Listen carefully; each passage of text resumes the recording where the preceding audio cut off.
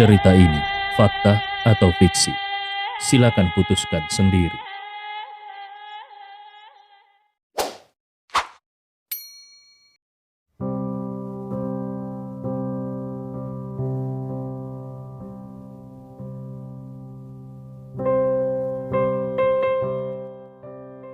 Bab 115.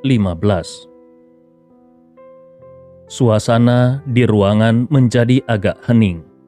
Setelah beberapa saat, beberapa orang bereaksi dan berkata, "Ini pasti palsu. Bagaimana mungkin ada benda seperti itu di dunia ini? Aku lulusan Stanford, tapi aku belum pernah mendengar ada obat yang bisa memperpanjang hidup. Kalau memang ada hal seperti itu, produsen obat internasional terkemuka pasti sudah mengembangkannya sejak lama." Keraguan segera meletus dari kerumunan. Pada saat ini, sebuah suara persetujuan terdengar di seluruh ruangan. Itu memang benar. Aku bisa menjaminnya. Itu adalah suara Shen Haihua. Pada saat ini, mata Shen Haihua sedang menatap dokumen pil panjang umur pembekuan darah dan cairan ketahanan wajah menengah. Mungkinkah ini palsu? Tentu saja tidak mungkin. Gustav bahkan bisa menyelamatkan orang yang sudah mati dan bahkan memberinya ramuan untuk meningkatkan umurnya. Keberadaan ajaib semacam ini hanya bisa dikatakan normal kalau itu merupakan pekerjaan Gustav. Dengan adanya jaminan dari Shen Haihua, semua orang kembali tercengang. Mereka tidak mengenal Gustav, tetapi mereka mengenal Shen Haihua. Shen Haihua tidak akan pernah bercanda tentang pengembangan sebuah perusahaan. Kuncinya adalah Shen Haihua telah menjaminnya dengan nyawanya. Hampir seketika, sepasang mata juga melihat kedua dokumen itu dengan sedikit panas. Kalau dokumen ini asli, tidak diragukan lagi grup Tianzheng akan memiliki produk top dunia. Dalam waktu setengah tahun, bukan tidak mungkin bagi grup Tianzheng untuk melampaui konsorsium Xia. Dari semua orang yang hadir, secara alami, orang yang paling tidak tenang adalah Stella dan Margaret. Mata indah mereka sedikit melebar. Mereka tahu kalau Gustav memiliki resep ajaib di tangannya, dan itu nyata. Nilainya akan sangat luar biasa. Tetapi ketika terakhir kali diperlihatkan, itu hanyalah peremajaan utama. Namun sekarang Gustav melakukan peremajaan menengah. Ini satu tingkat lebih tinggi daripada sebelumnya.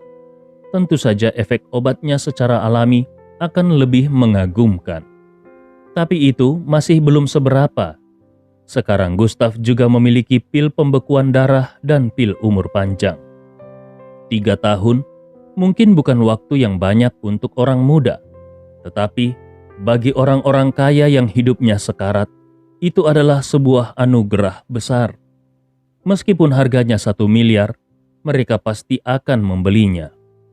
Di seluruh ruang konferensi, semua orang menahan nafas dan jantung mereka berdebar kencang. Dokumen yang ada di atas meja itu terlalu berharga. Gustav melihat ke semua orang yang ada di sekelilingnya. Dia menyandarkan tangannya di atas meja konferensi dan melanjutkan. "Aku sudah melakukan apa yang harus aku lakukan. Untuk hal selanjutnya, kuserahkan kepada kalian. Aku hanya memiliki 2 persyaratan. Pertama, produksi harus dilakukan secara massal dan sesegera mungkin, agar bisa cepat digunakan. Kedua, resep ini harus dijaga kerahasiaannya. Kalau ada yang berani membocorkan rahasia, kujamin, dia tidak akan bisa keluar dari kota Agoru dalam keadaan hidup-hidup." Ini adalah sebuah ancaman yang terang-terangan. Shen Haihua langsung berdiri dan berkata, "Tuan Ye, tidak masalah. Beri aku waktu selama sebulan, dan aku pasti akan membuatmu melihat logo grup Tianzheng yang mengguncang seluruh provinsi Jiangnan." Gustav mengangguk dan merasa sangat puas dengan sikap Shen Haihua. Lalu dia memandang Margaret dan Stella dan bertanya, "Posisi apa yang ingin kalian pegang di grup Tianzheng? Apakah kalian ingin posisi yang sama seperti yang kalian pegang di grup Huamei dulu?" Margaret berpikir sejenak dan berkata, "Aku bisa bertanggung jawab atas segmen pasar." Gustav berpikir kalau Stella tetap ingin menjadi presiden. Jadi dia tidak menyangka ketika Stella menggelengkan kepalanya secara langsung dan berkata, "Bagaimanapun, keluarga Xia masih menjadi rumahku. Aku tidak tahu berapa lama aku bisa tinggal di provinsi Jiangnan. Jadi aku tidak ingin posisi itu. Selama periode waktu ini, aku akan melakukan apa yang bisa aku lakukan untuk grup Tiansheng. Tentu saja, aku harus digaji, dan gaji harianku yang kuminta adalah 10.000. Gustav bisa merasakan ketidakberdayaan dalam kata-kata Stella itu. Kenapa gadis ini tiba-tiba menjadi pesimis? Tetapi Gustav tidak terlalu memikirkannya dan langsung berkata, "Baiklah, kalau begitu, mulai hari ini dan seterusnya, Margaret akan menjabat sebagai wakil presiden grup Tiansheng yang bertanggung jawab atas semua bisnis pemasaran grup Tiansheng, dan Shen Haihua akan menjabat sebagai CEO grup Tiansheng.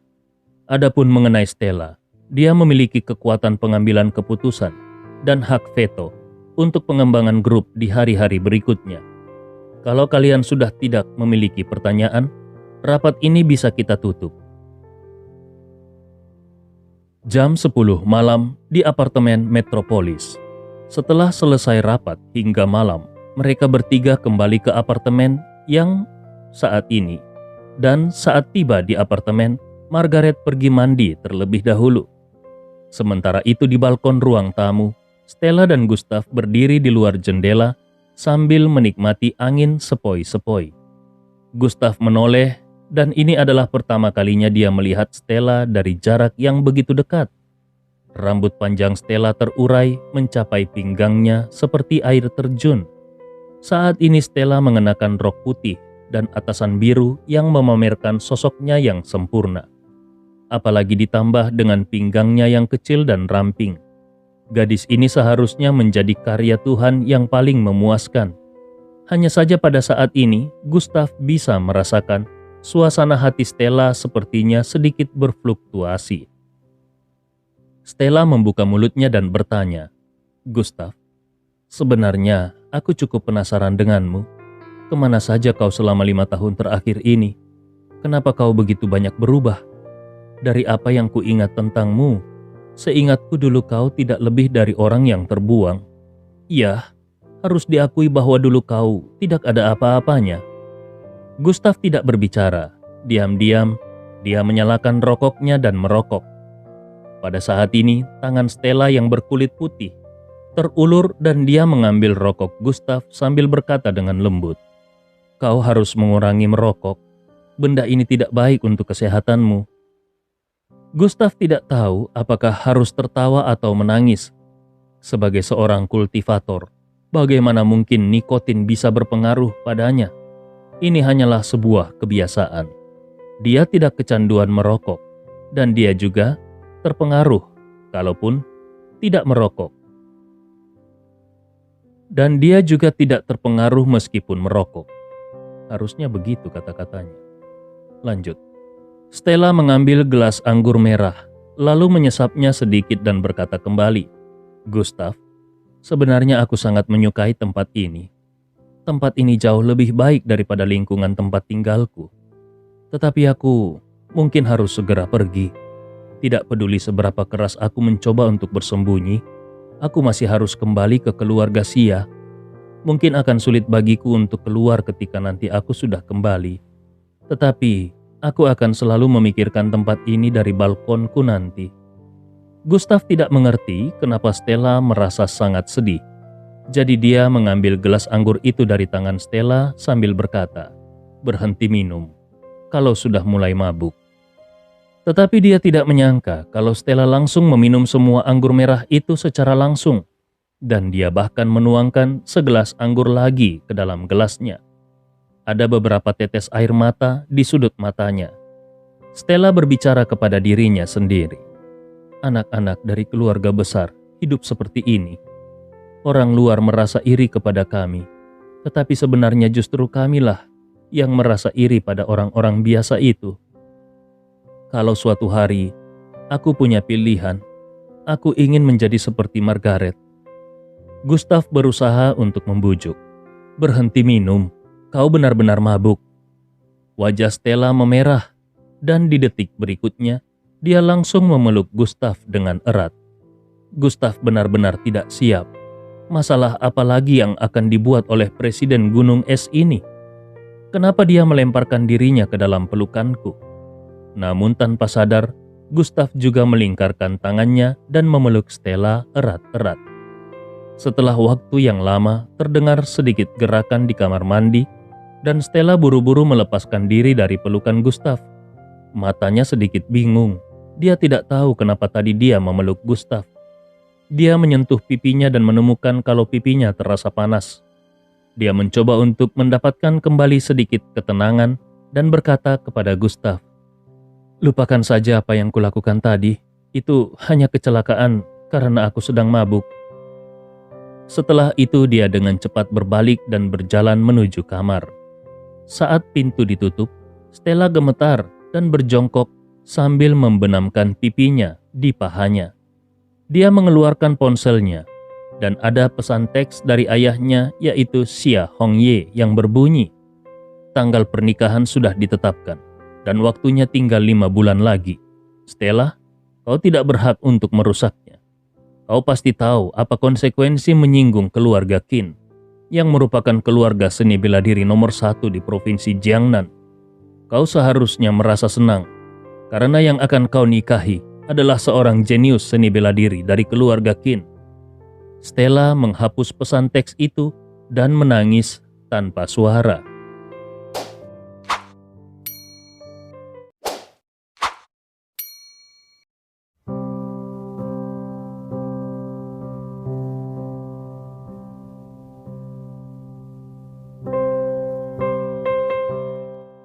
Bab 116.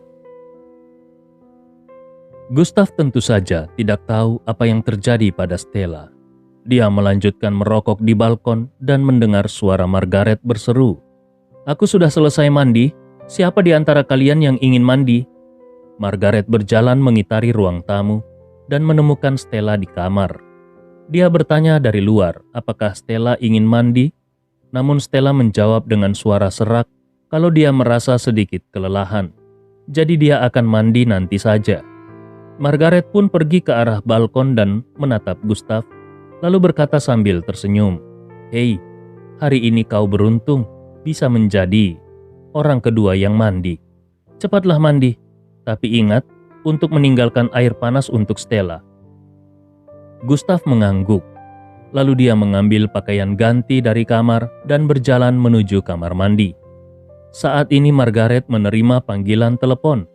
Yang mengejutkannya, telepon itu ternyata dari Bibi Zhang yang sedang mengadakan pesta barbeque pasangan. Terakhir kali ketika dia pergi makan malam dengan Gustav, dia sengaja bertukar nomor ponsel dengan Bibi Zhang. Sehingga kalau lain kali dia ingin pergi, dia bisa menyuruh mereka menyiapkan hidangan terlebih dahulu. Tapi untuk apa Bibi Zhang menelponnya saat ini? Margaret pun mengangkat panggilan dari Bibi Zhang. "Halo, Bibi Zhang." Semenit kemudian, terdengar bunyi yang keras dan Gustav yang baru saja melepas bajunya di kamar mandi menemukan kalau pintu kamar mandi sudah didorong terbuka oleh Margaret. Gustav berkata dengan nada bercanda, "Hei Margaret, kau baru saja melakukan tindakan pelecehan." Margaret menjawab dengan bersemangat, "Aku tidak peduli dengan pelecehan.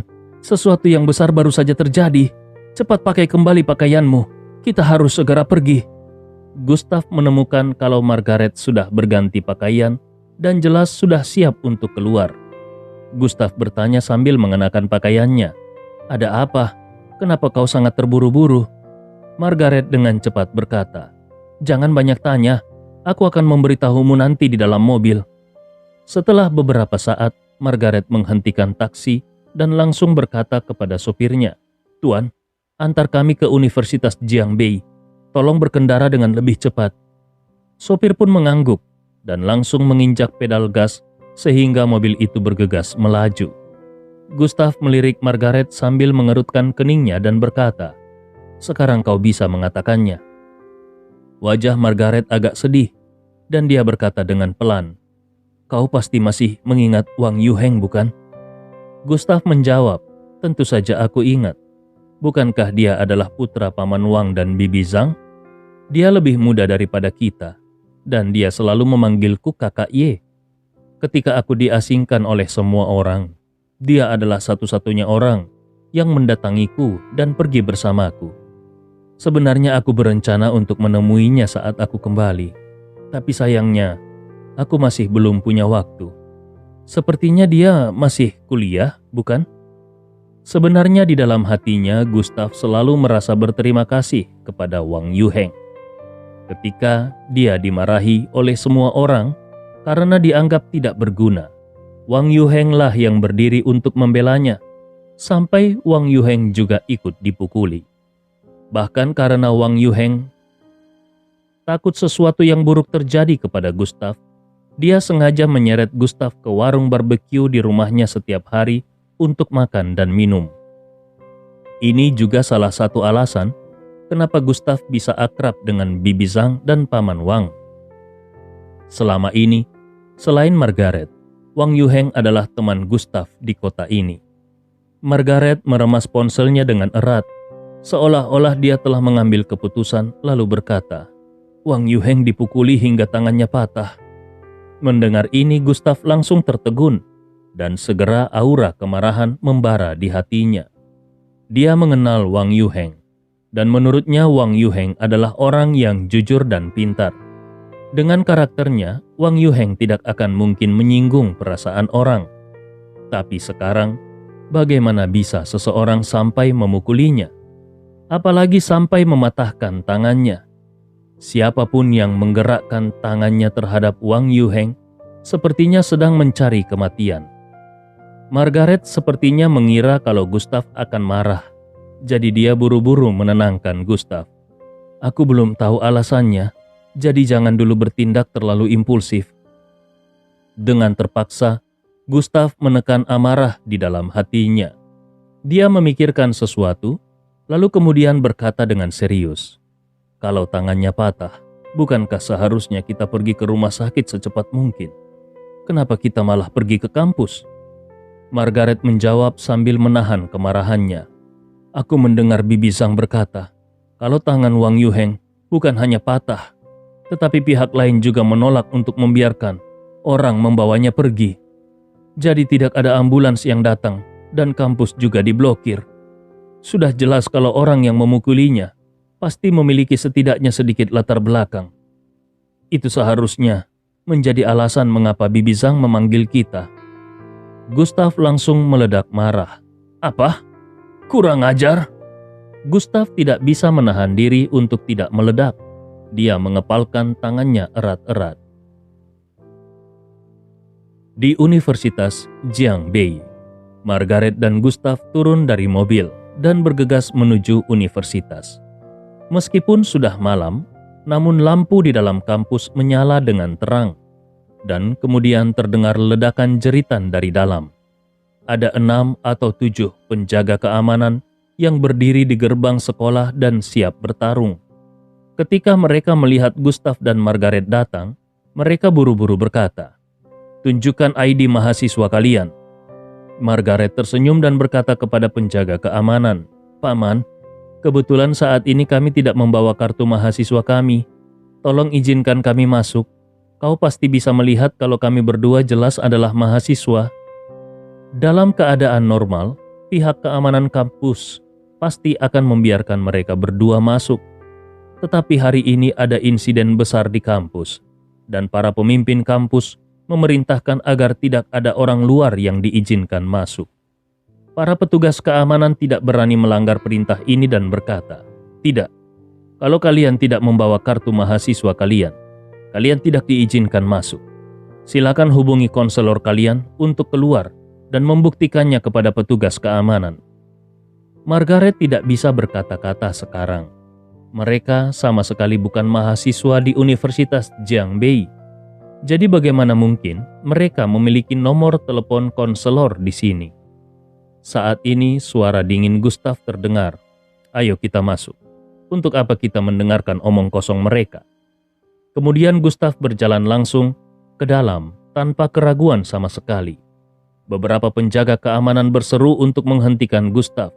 "Hei, berhenti!" Gustav menghentakkan kakinya dan gelombang ki yang tak terlihat langsung terbentuk di kedua sisinya. Para penjaga keamanan itu sepertinya telah ditabrak sesuatu sehingga mereka mundur 5 atau 6 langkah ke belakang. Mereka hampir jatuh ke tanah. Salah satu penjaga keamanan berseru, "Dasar anak nakal!" Penjaga keamanan lainnya langsung bereaksi. Mereka mencabut tongkat yang ada di pinggang mereka dan baru saja akan menghentikan Gustav, tetapi di detik berikutnya, satu persatu mereka langsung berhenti. Mereka terlihat sangat ketakutan. Pupil mereka membesar, seolah-olah mereka sedang melihat hantu. Mereka melihat Gustav datang langsung ke tengah 2 pintu besi dan meletakkan tangannya di pintu besi. Kemudian terjadi ledakan kekuatan dan batang baja gerbang besi langsung dipelintir dalam sekejap. Tidak hanya itu, kedua pintu itu juga ditarik oleh Gustav. Itu adalah 2 gerbang besi, namun bisa langsung dipelintir menjadi bola jeruji besi oleh Gustav. Gustav tidak berhenti sama sekali dan kemudian melemparkannya dengan keras. Terdengar suara hantaman dan bola jeruji itu pun dilemparkan ke arah petugas keamanan. Benda itu menghalangi jalan penjaga keamanan. Beberapa penjaga keamanan yang berada di dekat bola jeruji itu terduduk di tanah karena ketakutan. Semua penjaga keamanan menatap Gustav dan salah satu dari mereka bertanya, "Apakah orang ini masih manusia?" Para penjaga keamanan itu sangat ketakutan. Mereka takut kalau Gustav akan melakukan sesuatu pada mereka. Gustav memunggungi mereka dan suara dinginnya kembali terdengar. "Apakah kalian masih ingin menghentikanku?" Setelah itu dengan tiba-tiba dia berbalik. Matanya mengamati para petugas keamanan dan dia berteriak, "Universitas adalah tempat untuk mengajar dan mendidik orang, bukan tempat untuk bertindak kasar dan bersekongkol dengan orang jahat. Kalau kalian masih mencoba menghalangi jalanku, aku tidak keberatan untuk menghancurkan tubuh kalian." Mendengar ancaman Gustav, beberapa penjaga keamanan langsung berlutut ketakutan. Iblis macam apa bocah ini? Untuk sesaat mereka bahkan merasa kalau sepertinya mereka akan mati. Seolah-olah Gustav sudah menguras semua udara yang ada di sekitar mereka dan ada sepasang tangan tak terlihat mencekik tenggorokan mereka. Gustav mendengus dingin dan langsung meraih tangan Margaret. "Ayo kita pergi." Otak Margaret seperti kosong.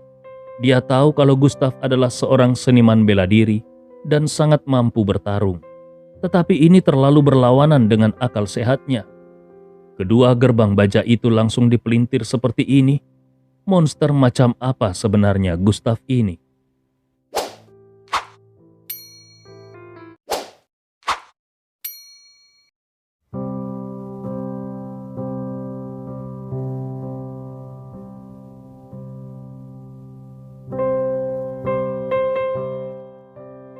Bab 117. Gustav yang merajalela. Di Universitas Jiangbei, asrama pria lantai E2, suasananya sangat mencekam. Ada beberapa kelompok orang yang berkumpul, baik di dalam maupun di luar universitas. Kebanyakan dari mereka adalah mahasiswa yang tertarik dengan keributan yang terjadi. Di tengah kerumunan, Bibi Zhang memeluk Wang Yuheng yang terluka dan duduk di tepi taman bunga sambil gemetaran. Dia merasa sangat patah hati. Wang Yuheng selalu menjadi kebanggaannya. Wang Yuheng memiliki prestasi akademis yang baik sejak dia masih kecil, dan dia juga sangat pengertian. Bukan hal yang mudah untuk bisa diterima di universitas terbaik di kota Aguru ini, tapi dia bisa diterima di sini. Namun pada saat ini Wang Yuheng justru mengalami kecelakaan di universitas. Kuncinya adalah kelompok brutal ini begitu kuat sehingga mereka benar-benar memblokir universitas dan bahkan ambulans pun tidak berhasil masuk ke dalam universitas. Semua informasi sudah diblokir. Apa-apaan ini? Paman Wang memegang tongkat di tangannya. Dia berdiri tepat di depan Wang Yuheng dan istrinya. Dia ingin melindungi istri dan putranya dengan menggunakan tubuhnya.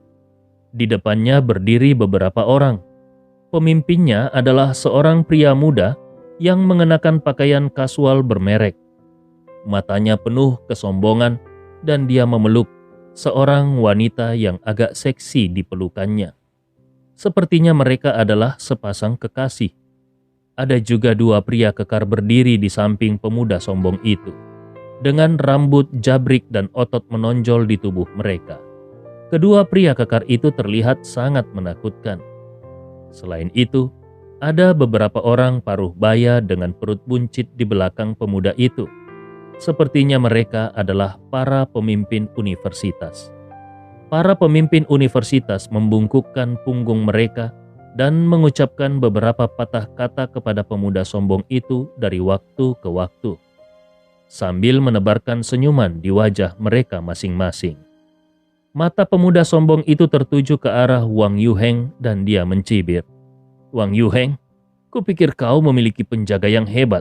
Ternyata penjagamu adalah dua orang tua ini." Mata yang Wang Yuheng terbakar dan dia ingin berdiri, tetapi dia langsung ditahan oleh Bibi Zhang. Wang Yuheng dengan marah berkata, "Yu Chengdong, coba saja kalau kau berani menghina orang tuaku lagi." Jelas pemuda sombong itu bernama Yu Chengdong. Bagi Wang Yuheng, tidak ada yang bisa menghina orang tuanya. Kalau bukan karena orang tuanya bangun pagi dan bekerja lembur untuk mendapatkan uang, dia tidak akan bisa tetap kuliah.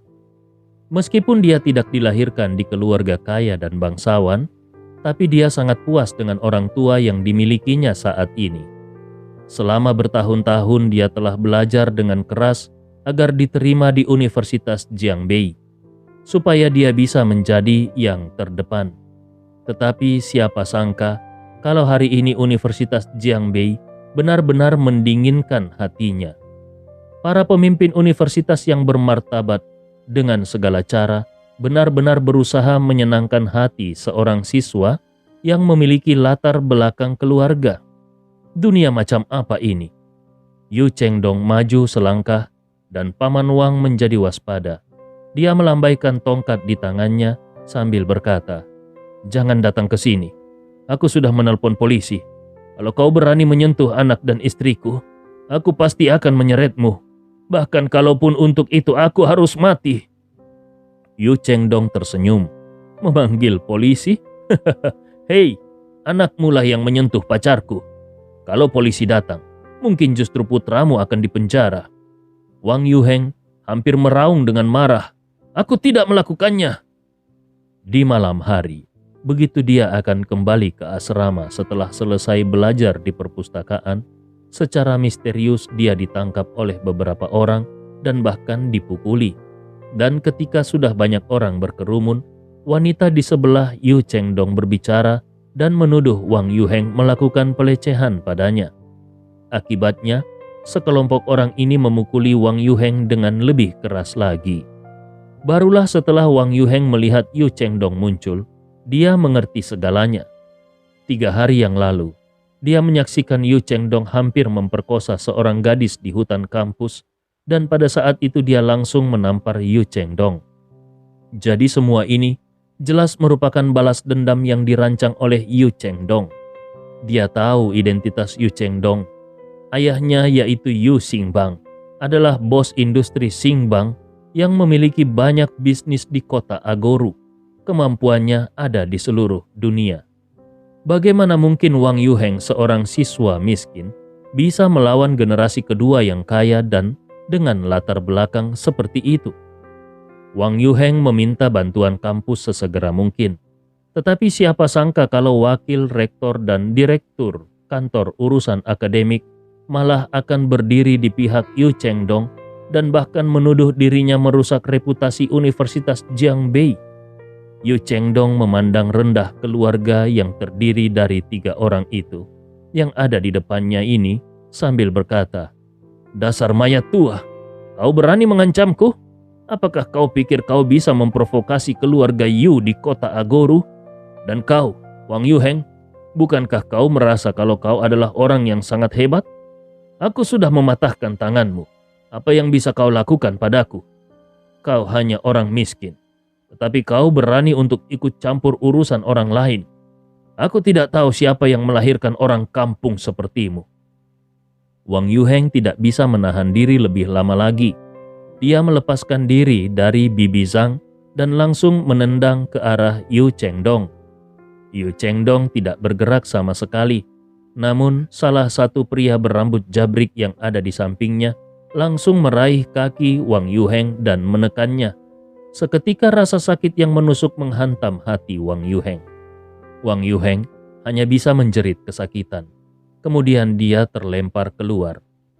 Paman Wang yang menyaksikan putranya diganggu seperti ini langsung mengeluarkan tongkatnya dan memukulkannya ke arah kepala pria berambut jabrik itu. Pria berambut jabrik itu mendengus dingin dan menamparkan tangannya ke arah dada Paman Wang. Bagaimana mungkin Paman Wang bisa mengalahkan pria yang sudah terlatih secara profesional seperti ini? Dalam sekejap, dia pun jatuh dengan keras ke tanah. Yu Chengdong masih tetap memeluk wanita itu di pelukannya dan menginjak dada Wang Yuheng sambil berkata, "Bukankah kau sangat kuat? Cobalah melawan. Kalau kau masih ikut campur dalam urusanku, aku bukan hanya akan membuatmu tidak bisa tinggal di Universitas Jiangbei, tetapi kau juga tidak akan bisa tinggal di seluruh Agoru." Wajah Bibi Zhang menjadi pucat dan dia buru-buru memohon kepada para pemimpin sekolah. "Wakil rektor, tolong bantu keluarga kami.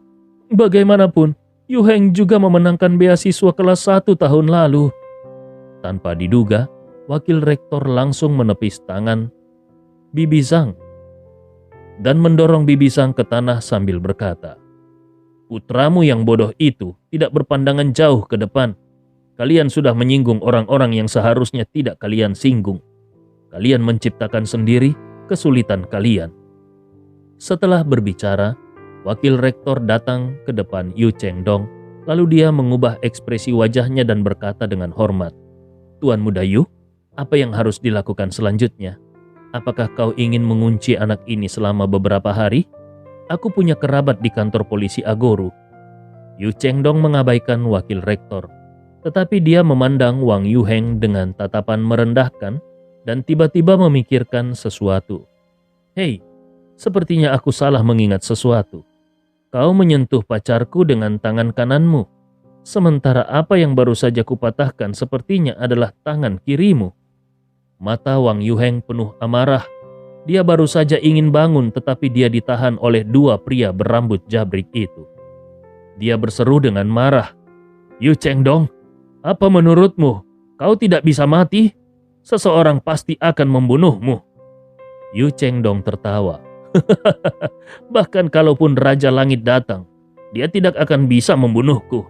Aku akan mematahkan tanganmu yang lain hari ini, supaya kau tidak akan bisa memegang pena selama sisa hidupmu."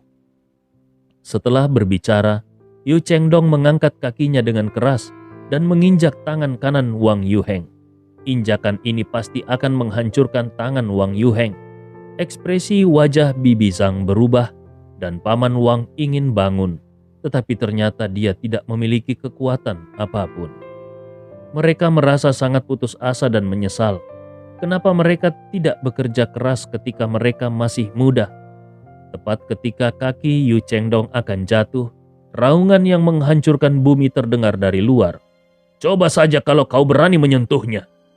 Detik berikutnya, kerumunan yang padat itu sepertinya terkoyak oleh badai. Beberapa siswa bahkan merasakan kekuatan yang sangat menakutkan datang dari belakang mereka dan langsung menyapu mereka. Bayangan hitam berjalan melewati mereka. Gustav datang dengan amarah yang meledak-ledak. Gustav melihat kalau Yu Chengdong tetap akan menginjakkan kakinya, jadi gelombang ki sejati langsung mengembun di tangannya dan ki sejati itu meledak secara langsung. Yu Chengdong hanya merasa gelap di depannya dan kemudian seluruh tubuhnya terbang terhempas keluar. Terdengar suara hantaman yang keras.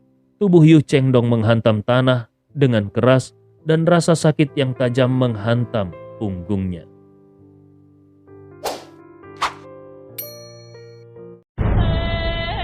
Cerita ini fakta atau fiksi? Silakan putuskan sendiri.